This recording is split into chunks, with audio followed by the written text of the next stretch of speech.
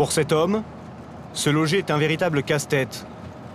Bien souvent, s'il veut pouvoir dormir la nuit tranquillement, il est obligé de monter une opération quasi militaire. Voilà, c'est là le point de ralliement.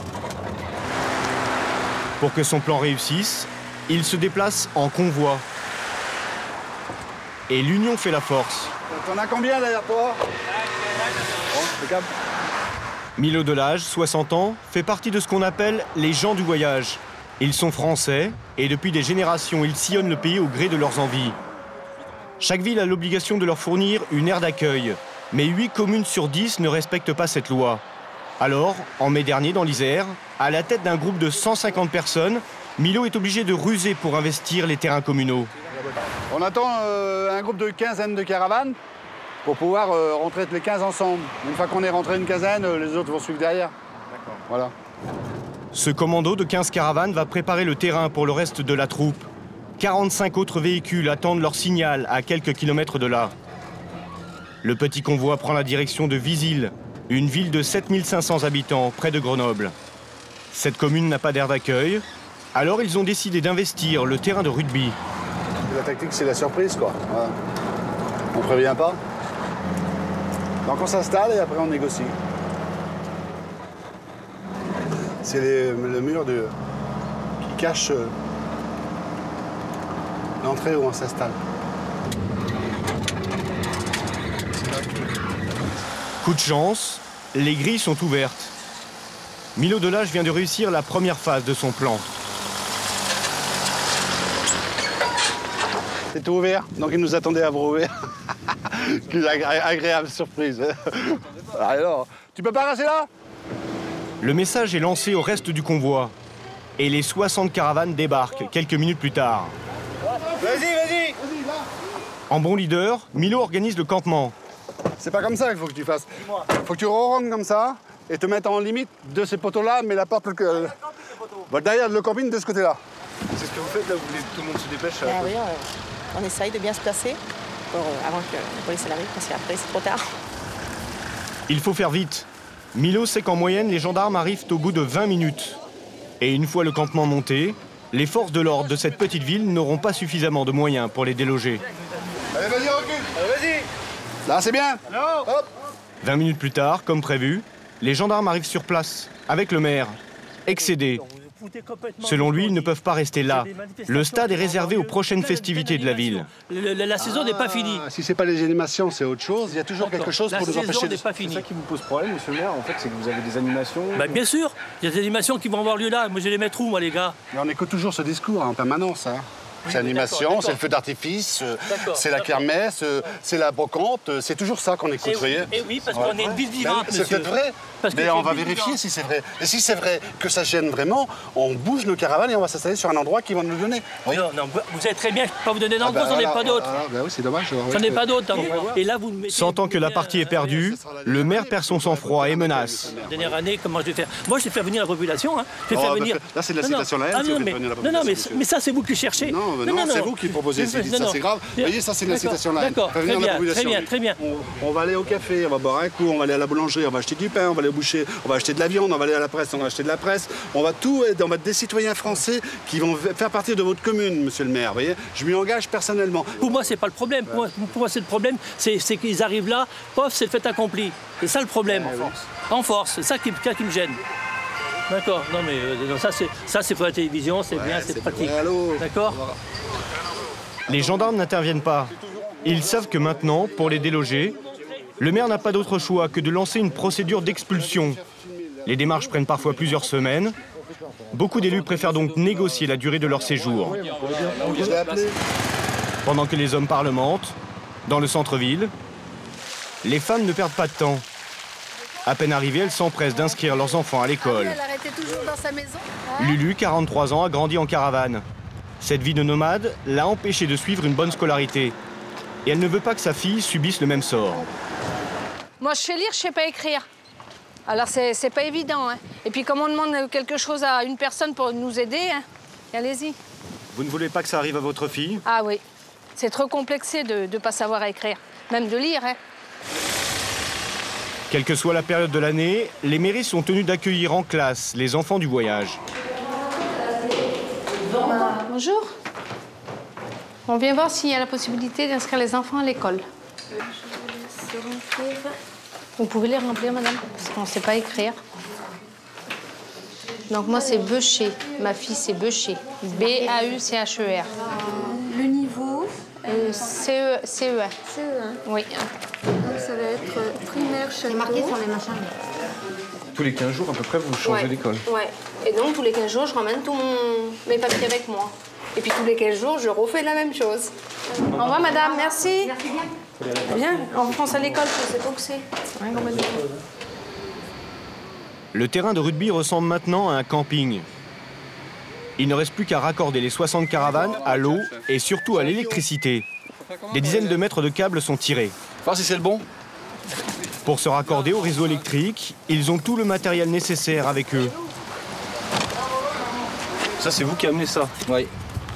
Avec chaque caravane a un disjoncteur, vous voyez. Grâce à ces boîtiers, ils vont pouvoir se brancher directement sur le compteur du stade. Évidemment, sans aucun accord officiel. Alors, attends, bouge pas. Voilà, c'est ça. Voilà, vous avez un disjoncteur, on branche nos câbles dessus, on relève, tac. Mais pour faire passer la pilule, ils s'engagent à régler la facture. Vous avez un compteur qui est là et qui va nous compter l'électricité. Vous voyez? Et à notre départ, ben, ils viennent relever le compteur comme il y a de consommation de fait. Vous allez payer. Et on paye. Oh, mon ami. Le terrain est désormais alimenté. C'est l'arrivée. Les 150 nomades peuvent passer leur première soirée sur le campement.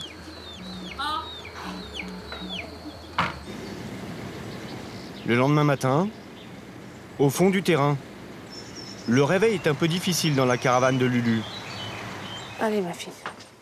Et après, tu manges que je t'habille parce que tu vas être en retard. Allez, vas-y. C'est le premier jour d'école pour Flavie, sa fille de 8 ans.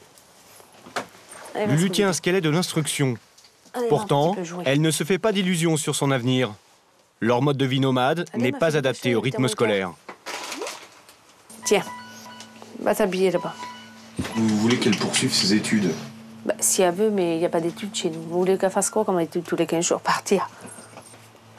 Donc elle ira à l'école jusqu'à quel âge? 12 ans. 12 ans. 12 ans, et après les cours par correspondance. Car à 12 ans, les choses sérieuses faire commencent ça en comme classe vous, et la savoir petite lire, Flavie écrire. risque de ne plus avoir le niveau. C'est triste quand même, non? C'est comme ça? Mais c'est comme ça, nous on était habitués comme ça, donc ils font comme nous. Hein. Ils font comme nous. Hein. Après, pour trouver un métier, c'est...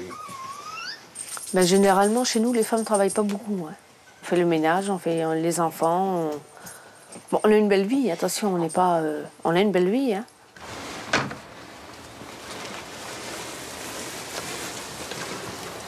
Ça va, ma fille? Ça va, t'as pas froid? Flavie ne va pas découvrir seule sa nouvelle école. Pour cette énième rentrée des classes, toujours un peu angoissante, à ses côtés son cousin, David. Ah ouais. Ça vole pas. T'aimes bien changer tout le temps d'école? Non. Non? Tu préfères toujours avoir la même? Oui, parce qu'on a resté 7 mois dans la même école, là, parce qu'on a eu des problèmes de santé. Ouais. Et donc, elle s'est fait plein d'amis, même la maîtresse, tout ça. Donc, elle a eu du mal quand même là à partir. L'école est toute proche, 10 minutes de marche à peine. Avant de découvrir une nouvelle classe, Alors, on va avoir une nouvelle élève.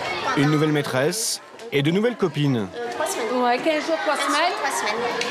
Elle s'appelle Flavie. Flavie. Elle s'appelle Flavie. Allez, vas-y, ma fille, joue avec eux. Allez. Comme Flavie, une dizaine d'enfants du voyage vont suivre les cours ici.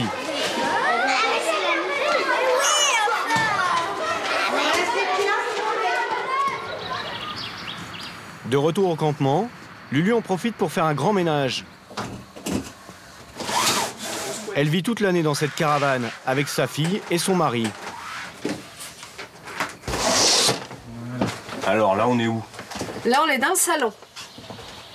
Là où qu'on mange. Là, c'est la cuisine, donc on s'en sert pas. On fait jamais cuire dessus. Vraiment, en cas de dépannage, mais on fait pas cuire dessus. Vous faites cuire où alors? Dehors. Dehors? On a les cubes ou les plaques électriques. Alors là, c'est là où qu'on dort. La chambre des parents. Bon, c'est pas fait, hein, je vous ai dit. Hein. Et au fond, c'est où qu'on se lave, qu'on prend notre douche. C'est une douche de maison en miniature, bien sûr. Et on ferme la porte ici. On a notre douche et tous les jours, on prend une douche. Et c'est de l'eau chaude? Ah oui, c'est de l'eau chaude, puisqu'on a des chauffe-eau incorporés dans les caravanes. Ils ont de l'eau chaude, mais pour les toilettes, c'est plus rudimentaire. Quelles sont les toilettes dans la caravane? Un simple pot de chambre. Habiter en permanence dans une caravane, pour certains, ça pourrait ressembler à un cauchemar. Lulu, elle, n'imagine pas sa vie autrement. Vous avez déjà vécu dans une maison? Non. Non. Et jamais de ma vie, je vivrai dans une maison. C'est notre vie, vous allez nous empêcher de respirer si vous nous mettez en maison. La seule maison, ça sera ma boîte qu'on me girera. Et encore si ça l'existera, parce que je sais même pas si on ira le droit aux boîtes. Votre boîte, votre cercueil? Ouais. Ça sera ma seule maison. Et encore, j'ai peur d'être enfermée. Des caravanes sur le terrain, il y en a à tous les prix. 5 000 € pour une petite d'occasion, et entre 30 et 50 000 € pour les plus grosses et les mieux équipées comme celle-ci. Pour payer leur maison roulante, la plupart des hommes travaillent sur les chantiers comme le mari de Lulu, ou encore sur les marchés. C'est le cas de Dominique. Certains vendent des matelas, d'autres rempaillent des chaises. Lui a choisi les nappes provençales. Un commerce qui fonctionne surtout l'été, quand il vend aux touristes. Madame, allez-y, c'est tout à 5 € le mètre. Hein. C'est une table comment que vous avez? Ronde? Elles sont là, les rondes, si vous voulez. En moyenne, sur l'année, Dominique et sa femme ne gagneraient que 800 € par mois. Pour s'en sortir, ils reconnaissent exercer de petits boulots au noir. Mais pas de quoi vivre dans l'opulence. Une richesse, ben, c'est là. Caravane et... Ma caravane, mon camion, ma voiture. La voiture. Voilà. On est matériel quand même. Hein. On est matérialiste, on va dire. Ah, oui. Sur le marché, ils évitent de dire qu'ils vivent en caravane, de peur d'effrayer les clients. Car bien souvent, les gens du voyage ont mauvaise réputation. Cette cliente est agréablement surprise de les voir ici. Là, vous nettoyez les planches. Ça prouve qu'ils ont envie de travailler, qu'ils ont envie de s'en sortir, voilà. Plutôt que de vivre au crochet. Enfin, c'est ce qui circule quand même pas mal. Hein. Ils vont au crochet des autres par le vol, le trafic. Hein. Ça permet de pas trop généraliser, mais bon, faut être honnête aussi. Hein. Il y a des gens du voyage qui volent et qui font le bazar. Hein. D'accord, merci. Au revoir. Peut-être à cause de cette mauvaise réputation, les gens du voyage sont très souvent contrôlés par les forces de l'ordre. Justement, ce soir-là, sur le campement, le dîner est interrompu par l'arrivée des gendarmes. Ils sont venus relever les identités. Tout se passe dans le calme. Les gens du voyage ont l'habitude de ces vérifications. Elles ont toujours fait partie de leur quotidien. Milo Delage conserve précieusement une vieille photo de famille. Une preuve, selon lui, que ces contrôles existent depuis des décennies. Vous voyez, ça c'est au début du siècle dernier. C'est une photo que j'aime bien parce qu'il y a encore les gendarmes qui étaient en train de nous contrôler à l'époque. Mais c'est systématique qu'on a un contrôle de gendarmerie. Mais pourquoi? C'est parce qu'on imagine toujours les voleurs, les délinquants? Ben écoutez, moi je suis connu, ma famille est connue. S'ils nous passent au fichier, ils savent bien que la famille Delage n'a jamais eu de problème avec la justice. Hein. Puis on nous contrôle toujours en permanence. Vous voyez. Et pour éviter de donner raison aux forces de l'ordre, Milo affirme n'accepter aucun écart des membres de son groupe. Il serait prêt à les exclure au moindre faux pas. Aujourd'hui, le chef du campement estime donc n'avoir rien à se reprocher. Et il y a une formalité dont il se passerait bien. Vous savez, encore à notre époque, on est obligé de vivre avec ça, avec un carnet de circulation. Ce carnet a été créé en 1969 pour contrôler leurs déplacements. Aujourd'hui encore, dès l'âge de 16 ans, les gens du voyage doivent faire tamponner régulièrement leur carnet par les forces de l'ordre. Pour vous, c'est un fichage? C'est un fichage, bien sûr, c'est un fichage et c'est surtout un contrôle judiciaire qui nous oblige à aller tous les 3 mois à la gendarmerie ou au commissariat. Ouais. C'est très grave, hein, c'est très grave. Ouais. Un dispositif dénoncé par plusieurs associations de défense des droits de l'homme. Il n'empêche, Milo et sa femme n'ont jamais cessé de vivre en caravane. Ils doivent d'ailleurs reprendre la route. Leur séjour à Visil s'achève sous la pluie. Milo et son groupe seront finalement restés 3 semaines. La veille, ils ont tenu à régler à la mairie les frais de stationnement. 600 € pour l'électricité et le ramassage des poubelles. Il leur restera à payer la consommation d'eau. Le stationnement en tout, il va nous coûter à peu près 800 € quoi, pour le séjour. Par famille, ça revient à combien? Ça n'a pas revenu cher du tout, là, ça a revenu, je crois, 20 € par famille.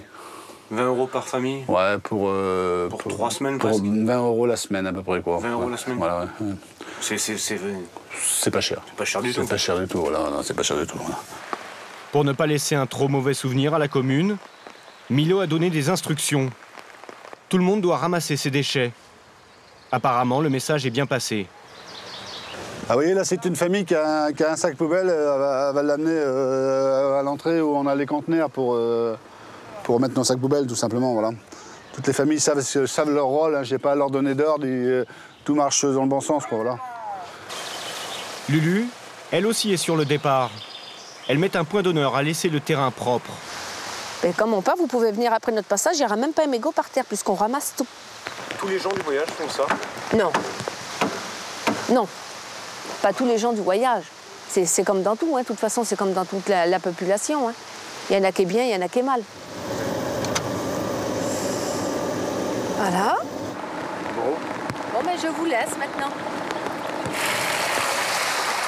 Le convoi prend la direction d'Albertville, à une centaine de kilomètres de là. Et contrairement aux apparences, ce n'est pas le mauvais temps qui les fait partir. Ça commençait à venir de la monotonie. Et c'est ce qu'on a horreur, nous, les gens du voyage, hein, c'est la monotonie. On a passé 15 jours, 3 semaines dans un endroit, voilà, c'est une autre aventure plus loin, quoi. Hein, voilà. C'est ça qui est merveilleux, vous voyez. C'est voir un autre endroit, d'autres gens, et c'est notre vie comme ça, quoi. S'ils reviennent ici l'an prochain, ils pourront peut-être bénéficier d'une aire d'accueil officielle, car le maire de la ville a déjà commencé les travaux pour être en conformité avec la loi.